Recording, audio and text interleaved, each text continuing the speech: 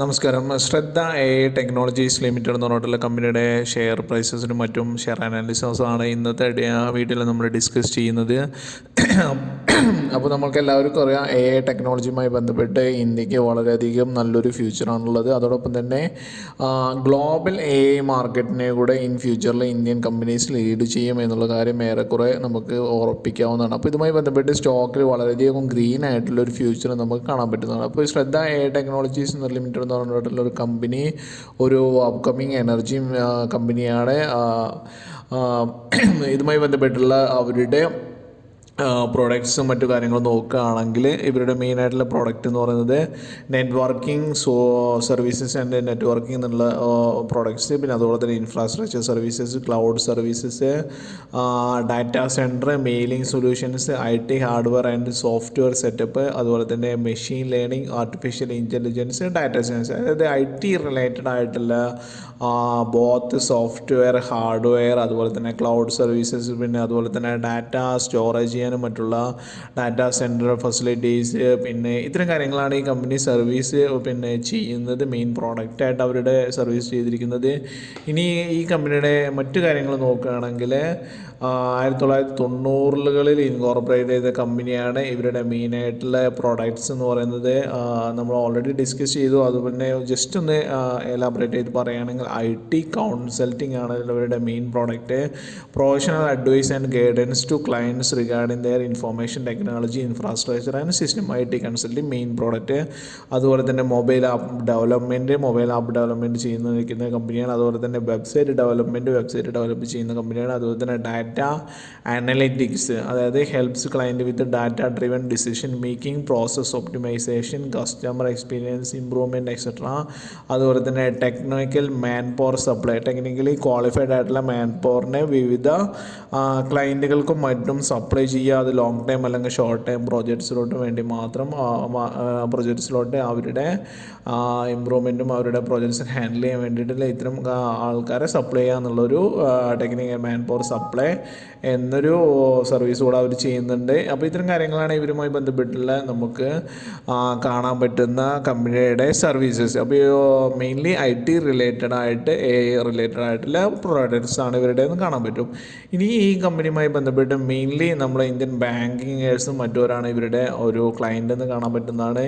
ഇനി ഇവരുടെ ജസ്റ്റ് ഒരു ഫിനാൻഷ്യൽ കാര്യങ്ങളോട് പോവുകയാണെങ്കിൽ മാർക്കറ്റ് ക്യാപ്പ് 203 ആണ്. 203 കോടി രൂപ എന്ന് പറയുന്നത് ഒരു നെഗറ്റീവായിട്ട് തന്നെ നമുക്ക് പറയാൻ പറ്റും. എപ്പോഴും ഇൻവെസ്റ്റ് ചെയ്യുമ്പോൾ 1000 കോടി രൂപയുടെ താഴത്തുള്ള കമ്പനികൾ ഹെവി റിസ്ക് ആണ് എന്നുകൂടെ നമ്മൾ ഓർമ്മിക്കണം എന്ന് ഞാൻ റിക്വസ്റ്റ് ചെയ്യുകയാണ്. അതായത് 203 കോടി രൂപയുടെ ഇതാണുള്ളത്.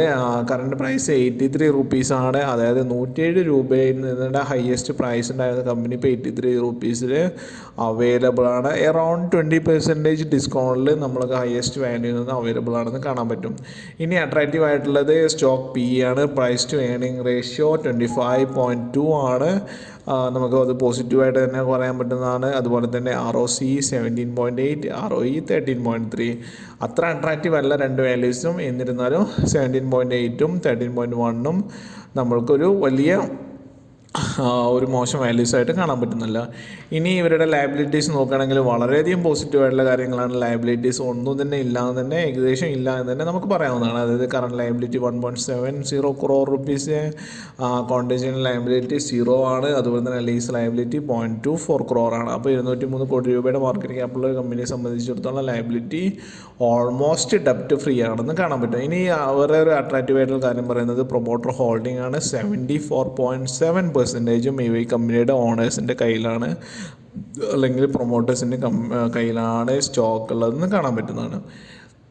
ഇനി വോളിയം മറ്റു കാര്യങ്ങളാണ്, അത് നമ്മൾ ഡിസ്കസ് ചെയ്യണമെന്ന് അധികമില്ല. അതുപോലെ തന്നെ ഈ കമ്പനിയുടെ ഗ്രാഫ് ഇതാണ്. അതായത് 200 DMAയുടെ മുകളിലാണെന്നുള്ളത് നമ്മൾ ഓർത്തിരിക്കേണ്ട ഒരു കാര്യമാണ്. അതായത് 200 DMAയുടെ താഴെ ആയിരിക്കുമ്പോൾ നമുക്ക് കുറച്ചുകൂടെ അട്രാക്റ്റീവ് വാങ്ങാനും അത് പെട്ടെന്ന് സ്റ്റോക്ക് പ്രൈസ് മുകളിലോട്ട് പോകാനും നമുക്ക് സാധ്യതയുണ്ട്. അപ്പോൾ ഇത് ലാസ്റ്റ് വർക്കിംഗ് ഡേയ്സിൽ ഒരു 4.93യുടെ പെർസെൻറ്റേജിൻ്റെ ഒരു അപ്പ് വന്നിട്ടുണ്ട്.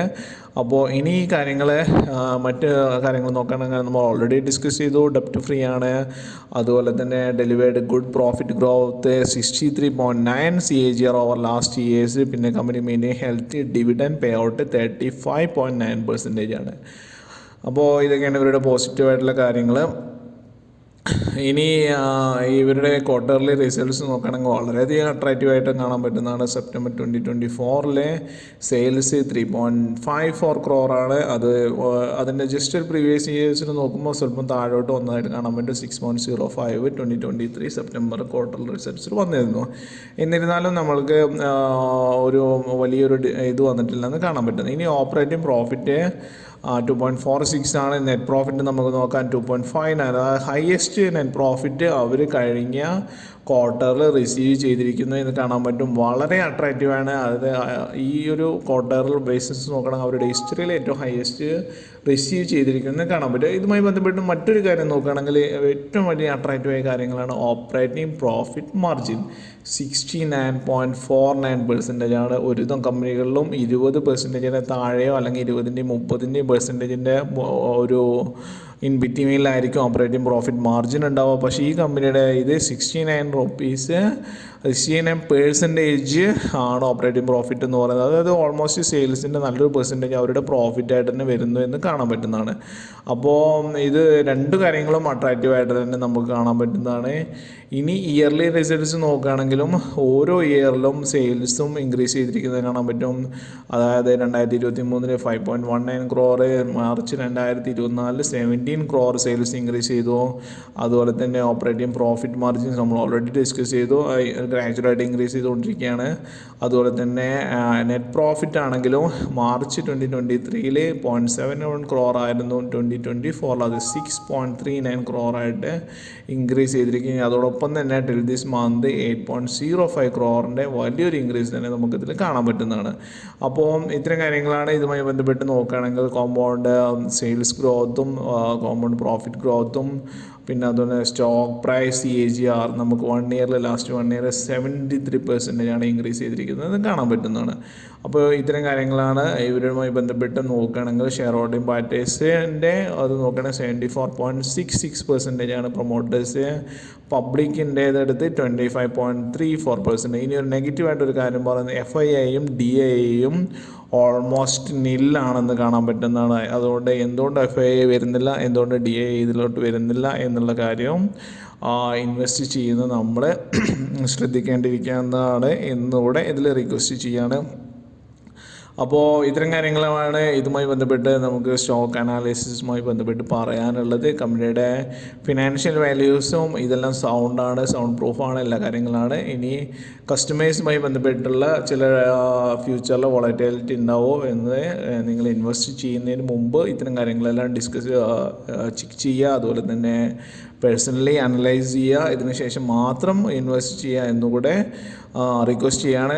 മാർക്കറ്റ് ക്യാപ്പ് ചെറിയ കമ്പനിയാണെന്ന് കാണാൻ പറ്റും, ബട്ട് ഒരു ഫ്യൂച്ചറുള്ള ഒരു സെക്ടറാണ് ടെക്നോളജി എന്ന് കാണാൻ പറ്റും. കമ്പനിയുടെ ഇതുപോലെ തന്നെ ഇതുവരയ്ക്കും ലയബിലിറ്റീസും മറ്റു കാര്യങ്ങളില്ല എന്നുകൂടെ ഓർമ്മിപ്പിക്കാൻ ഞാൻ ഈ ഒരു നിമിഷം ആഗ്രഹിക്കുകയാണ്.